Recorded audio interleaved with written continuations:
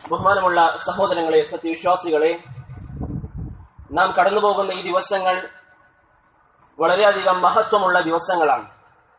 മഹാനായ Abdullah Ibn Abbas റളിയല്ലാഹു അൻഹു പറഞ്ഞു, നബി സല്ലല്ലാഹു അലൈഹി വസല്ലം പറഞ്ഞു, മൽ അമലു ഫീ അയ്യാമിൻ അഫ്ളല മിൻഹാ ഫീ ഹാദിഹി.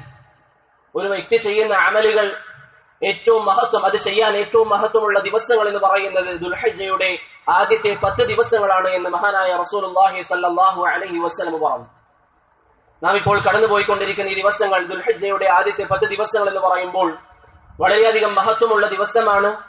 ഇസ്ലാം വളരെയധികം പ്രത്യേകതകൾ പറഞ്ഞു തന്നിരിക്കുന്ന ദിവസമാണ്. അതിൽപ്പെട്ട ചില പ്രത്യേകതകൾ സൂചിപ്പിക്കാം. അല്ലാഹു സുബ്ഹാനഹു വ തആല പരിശുദ്ധ ഖുർആനിൽ ചില പ്രധാനപ്പെട്ട കാര്യങ്ങളെ പറഞ്ഞുകൊണ്ട് സത്യം ചെയ്യുന്നത് നമുക്ക് കാണാൻ സാധിക്കും. അതിലൊന്നാണ് അല്ലാഹു സുബ്ഹാനഹു വ തആല പറഞ്ഞു, വൽ ഫജ്ർ വലയാലിൻ അശ്ർ. 10 ദിനങ്ങളെ തൊട്ട് അല്ലാഹു സുബ്ഹാനഹു വ തആല സത്യം ചെയ്യുന്നു. 10 ദിനരാത്രികൾ. ഏതാണ് ഈ 10 ദിവസങ്ങൾ? അതിനെ വിശദീകരിച്ചുകൊണ്ട് അബ്ദുല്ലാഹ് ഇബ്നു സുബൈർ റളിയല്ലാഹു അൻഹും അബ്ദുല്ലാഹ് ഇബ്നു അബ്ബാസ് റളിയല്ലാഹു അൻഹും പറയുന്നു, അശ്റു ദിൽ ഹിജ്ജ. ഈ 10 ദിവസങ്ങൾ സൂറത്തുൽ ഫജ്റിൽ അല്ലാഹു സുബ്ഹാനഹു വ തആല സത്യം ചെയ്തിരിക്കുന്ന 10 ദിവസങ്ങൾ എന്ന് പറയുന്നത് ദുൽഹിജ്ജ മാസത്തിലെ ആദ്യത്തെ 10 ദിവസങ്ങളാണ്. അതുകൊണ്ട് നാം കടന്നുപോയിക്കൊണ്ടിരിക്കുന്ന ഈ ദിവസങ്ങളെ നിസ്സാരമായി ഒരിക്കലും കാണാൻ പാടില്ല. മറിച്ച് അല്ലാഹു ബഹുമാനിച്ചിരിക്കുന്ന, അല്ലാഹു സുബ്ഹാനഹു വ തആല പ്രത്യേകമായി മഹത്വം പഠിപ്പിച്ചിരിക്കുന്ന ദിവസങ്ങളാണ് ഈ 10 ദിവസങ്ങൾ. മാത്രമല്ല നബി സല്ലല്ലാഹു അലൈഹി വസല്ലം ഒരു ഹദീസിൽ പറഞ്ഞതായി ഇമാം ഇബ്നു ഹിബ്ബാൻ ഉദ്ധരിക്കുന്നതായി കാണാം, അഫ്ളലുൽ അയ്യാമി ഇൻദല്ലാഹി യൗമുൻ നഹർ. അല്ലാഹുവിന്റെ അരികിൽ ഏറ്റവും മഹത്വമുള്ള ദിവസം എന്ന് പറയുന്നത് ദുൽഹിജ്ജയിലെ 10ാമത്തെ ദിവസമാണ്. അല്ലാഹുവിന്റെ അരികിൽ ഒരു വർഷത്തിൽ ഏറ്റവും മഹത്വമുള്ള ദിവസം ദുൽഹിജ്ജയുടെ 10ാമത്തെ ദിവസമാണ് എന്ന് മഹാനായ റസൂലുള്ളാഹി സ്വല്ലല്ലാഹു അലൈഹി വസല്ലം പറയുന്നതായി ഇമാം ഇബ്നു ഹിബ്ബാൻ ഉദ്ധരിച്ച ഹദീസിൽ നമുക്ക് കാണാം. അതുപോലെ തന്നെ ഈ ആദ്യത്തെ 10 ദിവസങ്ങളിൽ 9ാമത്തെ ദിവസമാണ് യൗമു അറഫ. വളരെയധികം മഹത്വമുള്ള ഒരു ദിവസം. ഈ ദീനിനെ പൂർത്തീകരിച്ചുകൊണ്ട് അല്ലാഹു സുബ്ഹാനഹു വ തആല അൽയൗമ അക്മൽതു ലക്കും ദീനക്കും വഅത്മംതു അലൈക്കും നിഅമതി വറദീതു ലക്കുമുൽ ഇസ്ലാമ ദീന. ഈ ദീനിനെ നാം പൂർത്തീകരിച്ചു തന്നിരിക്കുന്നു എന്ന പരിശുദ്ധമായ ഖുർആനിലെ ആയത്ത് അവതരിപ്പിച്ചിരിക്കുന്നത് അറഫ ദിവസമാണെന്ന് ഉമർ റളിയല്ലാഹു അൻഹു പറയുന്നതായി ഇമാം ബുഖാരി അദ്ദേഹത്തിന്റെ സ്വഹീഹിൽ ഉദ്ധരിക്കുന്നുണ്ട്. അതുകൊണ്ട് സഹോദരങ്ങളെ, ഈ ആദ്യത്തെ 10 ദിവസങ്ങൾ അതിനെ ഒരു കാരണവശാലും നിസ്സാരമായി കാണാൻ പാടില്ല. വളരെയധികം മഹത്വമുള്ള ദിവസമാണ്. ഈ ദിവസങ്ങളിൽ ധാരാളമായി സൽക്കർമ്മങ്ങൾ ചെയ്യാൻ വേണ്ടി പരിശ്രമിക്കുക. നേരത്തെ പറഞ്ഞതുപോലെ 9ാമത്തെ ദിവസം അറഫ ദിവസം, അതിനെക്കുറിച്ച് അബൂ ഖതാദ റളിയല്ലാഹു അൻഹു പറയുന്നു, നബി സല്ലല്ലാഹു അലൈഹി വസല്ലം ആ ദിവസത്തെ കുറിച്ച് ചോദിക്കപ്പെട്ടപ്പോൾ അവിടുന്ന് പറഞ്ഞു, യുകഫിറു സ്സനതൽ മാദിയത വൽ ബാഖിയ. കഴിഞ്ഞ വർഷത്തെയും വരാനിരിക്കുന്ന ഒരു വർഷത്തെയും പാപം ആ നോമ്പ് കാരണത്താൽ അല്ലാഹു സുബ്ഹാനഹു വ തആല മാപ്പാക്കി നൽകുമെന്ന് നബി സല്ലല്ലാഹു അലൈഹി വസല്ലം പറഞ്ഞു. അതുകൊണ്ട് ദുൽഹിജ്ജ മാസത്തിലെ 9ാമത്തെ നോമ്പ്, അറഫ ദിവസമുള്ള നോമ്പ് ഒരു കാരണവശാലും നാം ഒഴിവാക്കാൻ പാടില്ല. എന്തായാലും ആ ഒരു നോമ്പെടുക്കാൻ എല്ലാ സഹോദരങ്ങളും തയ്യാറാവുക. ഇന്ന് ചില യുവാക്കളൊക്കെ നോമ്പിന്റെ വിഷയത്തിൽ തീരെ ശ്രദ്ധ കാണിക്കാറില്ല. ഒരു കാരണവശാലും അത്തരത്തിലുള്ള ഒരു അനാസ്ഥ നമ്മുടെ ജീവിതത്തിൽ ഇല്ലാതിരിക്കാൻ നാം പരിശ്രമിക്കുക. നിർബന്ധമായും അറഫ ദിവസത്തിലെ നോമ്പ് നാം ഓരോരുത്തരും എടുക്കാൻ വേണ്ടി പരിശ്രമിക്കുക. അതുപോലെ തന്നെ സഹോദരങ്ങളെ, ഈ ആദ്യത്തെ 10 ദിവസങ്ങളിൽ നാം ചെയ്യേണ്ട വളരെ പ്രധാനപ്പെട്ട ഒരു കാര്യമാണ് തക്ബീറുകൾ അധികരിപ്പിച്ചുകൊണ്ടേയിരിക്കുക. തക്ബീറുകൾ അല്ലാഹു അക്ബർ എന്ന് പറഞ്ഞുകൊണ്ടേയിരിക്കുക. നബി സല്ലല്ലാഹു അലൈഹി വസല്ലമയിൽ നിന്ന് അബ്ദുല്ലാഹ് ഇബ്നു ഉമർ റളിയല്ലാഹു അൻഹു ഉദ്ധരിക്കുന്നതായി കാണാം. അവിടുന്ന് പറഞ്ഞു, മാ മിൻ അയ്യാമിൻ അഅ്ളമു ഇൻദല്ലാഹി വലാ അഹബ്ബു ഇലൈഹി അൽഅമൽ ഫീഹിൻ മിൻ ഹാദിഹിൽ അശർ. ഈ 10 ദിവസങ്ങളിൽ സൽക്കർമ്മങ്ങൾ ചെയ്യുക എന്നുള്ളത് അല്ലാഹുവിന് വളരെയധികം ഇഷ്ടമാണ്. ഫഅക്സിറു ഫീഹിന്ന മിന തഹ്ലീൽ വത്തക്ബീർ വത്തഹ്മീദ്. ഈ ദിവസങ്ങളിൽ അൽഹംദുലില്ലാഹ് എന്ന് പറയുന്നത് നിങ്ങൾ അധികരിപ്പിക്കുക, അല്ലാഹു അക്ബർ എന്ന് പറയുന്നത് നിങ്ങൾ അധികരിപ്പിക്കുക, ലാ ഇലാഹ ഇല്ലല്ലാഹ് എന്ന് പറയുന്നത് നിങ്ങൾ അധികരിപ്പിക്കുക. അതുകൊണ്ട് ഈ 3 കാര്യങ്ങൾ ഈ 10 ദിവസങ്ങളിൽ കൂടുതൽ നാം ശ്രദ്ധ പുലർത്താൻ വേണ്ടി തയ്യാറാവുക. ലാ ഇലാഹ ഇല്ലല്ലാഹ് പറയുക, അല്ലാഹു അക്ബർ പറയുക, അതുപോലെ തന്നെ അൽഹംദുലില്ലാഹ് പറയുക.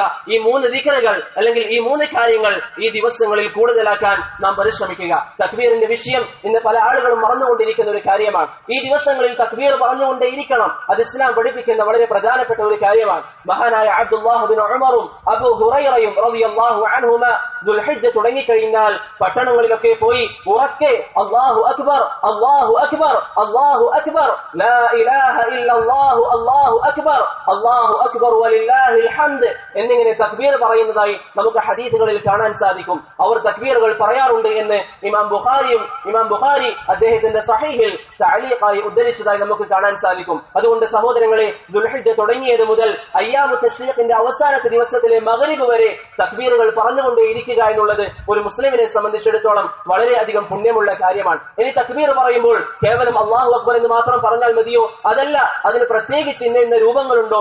ഏത് രൂപത്തിൽ നമുക്ക് തക്ബീർ പറയാം? നബി സല്ലല്ലാഹു അലൈഹി വസല്ലമയിൽ നിന്ന് പ്രത്യേകിച്ച് രൂപം തക്ബീറിൽ സ്ഥിരപ്പെട്ടിട്ടില്ല. എന്നാൽ ചില സ്വഹാബികളിൽ നിന്ന് തക്ബീറുമായി ബന്ധപ്പെട്ട് ചില രൂപങ്ങൾ സ്ഥിരപ്പെട്ടിട്ടുണ്ട്.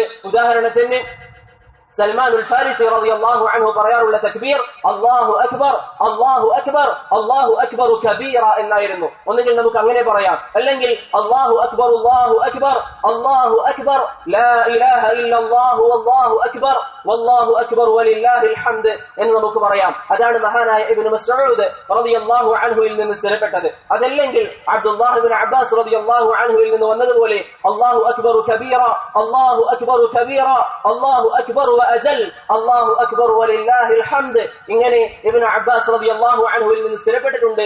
ആ രൂപത്തിൽ നമുക്ക് വേണമെങ്കിൽ പറയാം. അതുകൊണ്ട് സഹോദരങ്ങളെ, ദുൽഹിജ്ജ തുടങ്ങിയത് മുതൽ ദുൽഹിജ്ജയുടെ 13ാമത്തെ ദിവസം അയ്യാമു തശ്രീഖിന്റെ അവസാന ദിവസം മഗ്രിബ് വരെ തക്ബീറുകൾ അധികരിപ്പിച്ചുകൊണ്ടേയിരിക്കുക. വാഹനത്തിൽ പോകുമ്പോഴാണെങ്കിലും വീട്ടിലാണെങ്കിലും പകലാണെങ്കിലും രാത്രിയിലാണെങ്കിലും തക്ബീറുകൾ പറഞ്ഞുകൊണ്ടേയിരിക്കുക. അതൊരു മുസ്ലിമിനെ സംബന്ധിച്ചിടത്തോളം വളരെ പുണ്യമുള്ള കാര്യമാണ്. സഹാബത്തിന്റെ ജീവിതത്തിൽ അങ്ങനെ നമുക്ക് ധാരാളം കാണാൻ സാധിക്കും. അതുപോലെ തന്നെ ഈ ആദ്യത്തെ 10 ദിവസങ്ങളിൽ നാം ശ്രദ്ധിക്കേണ്ട വളരെ പ്രധാനപ്പെട്ട ഒരു കാര്യമാണ് പരിശുദ്ധമായ ഖുർആൻ അധികമായി പാരായണം ചെയ്തുകൊണ്ടേയിരിക്കുക. ഇന്ന് പല ആളുകളും ഖുർആനുമായിട്ടുള്ള ബന്ധം വളരെ കുറവാണ്. പലരോടും നിങ്ങൾ അവസാനം ഖതം തീർത്തത് എപ്പോഴാണെന്ന് ചോദിച്ചാൽ അവർ പറയും കഴിഞ്ഞ റമദാനിനാണ്. എന്നാൽ മുൻഗാമികളെ സംബന്ധിച്ചിടത്തോളം അവർ ധാരാളമായ ഖുർആൻ പാരായണം ചെയ്യാറുണ്ട്. മഹാനായ ഉസ്മാൻ ഇബ്നു അഫ്ഫാൻ റളിയല്ലാഹു അൻഹു പറയുന്നു, എന്റെ ജീവിതത്തിൽ ഖുർആൻ നോക്കാത്ത ഒരു ദിവസം ഞാൻ വെറുക്കുന്നു, ഒരിക്കലും ഖുർആൻ നോക്കാത്ത ഒരു ദിവസത്തെ ഞാൻ ഇഷ്ടപ്പെടുന്നില്ല. അതുകൊണ്ട് സഹോദരങ്ങളെ, എല്ലാ ദിവസവും ഖുർആൻ ഓതുക. ഈ ദുൽഹിജ്ജ ആദ്യത്തെ 10 നമുക്ക് സാധിക്കുമെങ്കിൽ ഒരു ഖതം തീർക്കാൻ നാം പരിശ്രമിക്കുക. നമ്മുടെ ഭാര്യയോട് ഖുർആൻ ഓതാൻ വേണ്ടി പറയുക, നമ്മുടെ മക്കളോട് ഖുർആൻ ഓതാൻ വേണ്ടി പറയുക. ചെറിയ മക്കളാണെങ്കിൽ അവരെ ഓതാൻ വേണ്ടി പ്രോത്സാഹിപ്പിക്കുക. അതിന് പ്രോത്സാഹനമായി അവർക്ക് എന്തെങ്കിലും സമ്മാനങ്ങളൊക്കെ വാങ്ങിക്കൊടുക്കുന്നതിൽ തെറ്റില്ല. ഇന്ന് ചില ആളുകളൊക്കെ 10ാം ക്ലാസ് പാസ്സായാൽ നല്ല നല്ല സമ്മാനങ്ങൾ വാങ്ങി നൽകും, നല്ല സമ്മാനങ്ങൾ വാങ്ങി നൽകും. എന്നാൽ മകൻ ഖുർആൻ ഖതം തീർത്താൽ അവനൊരു സമ്മാനം, അവൻ ഖുർആൻ ഓതിയാൽ അവനൊരു സമ്മാനം, ഒരു പ്രോത്സാഹനം. ഇതൊന്നും ഇന്ന് പല മാതാപിതാക്കളും ചെയ്യുന്നില്ല. അതുകൊണ്ട് സഹോദരങ്ങളെ, അവർക്ക് പ്രോത്സാഹനം എന്ന രൂപത്തിൽ ചെറിയ ചെറിയ സമ്മാനങ്ങൾ വാങ്ങിക്കൊടുത്തിട്ടാണെങ്കിലും അവരോട് ഖുർആൻ ഓതാൻ വേണ്ടി പറയുക. അത്തരത്തിൽ പ്രോത്സാഹിപ്പിക്കുന്നത് തെറ്റില്ല എന്ന് ഷെയ്ഖ് ഇബ്നു ബാസ് റഹിമഹുള്ളയെ പോലെയുള്ള പണ്ഡിതന്മാർ ഫത്വ നൽകിയതായി നമുക്ക് കാണാൻ സാധിക്കുന്നതാണ്. അതുകൊണ്ട് ഇത്തരത്തിലുള്ള കാര്യങ്ങളിൽ മുന്നേറാൻ, അതിൽ മത്സരിക്കാൻ നാം തയ്യാറാവുക. അല്ലാഹു പറഞ്ഞതുപോലെ വഫീ ദാലിക ഫല്യതനാഫസിൽ മുതനാഫിസൂൻ, ഇത്തരത്തിൽ ആഖിറത്തിന്റെ വിഷയത്തിൽ മത്സരിക്കാൻ നാം ഓരോരുത്തരും തയ്യാറാവുക. അതല്ലാതെ ഭൗതികമായ കാര്യങ്ങളിലും സമ്പാദ്യങ്ങൾ നേടിക്കൂട്ടാനുമല്ല ഒരിക്കലും നാം പരിശ്രമിക്കേണ്ടത്. അല്ലാഹു സുബ്ഹാനഹു വ തആല നമുക്ക് തൗഫീഖ് നൽകട്ടെ.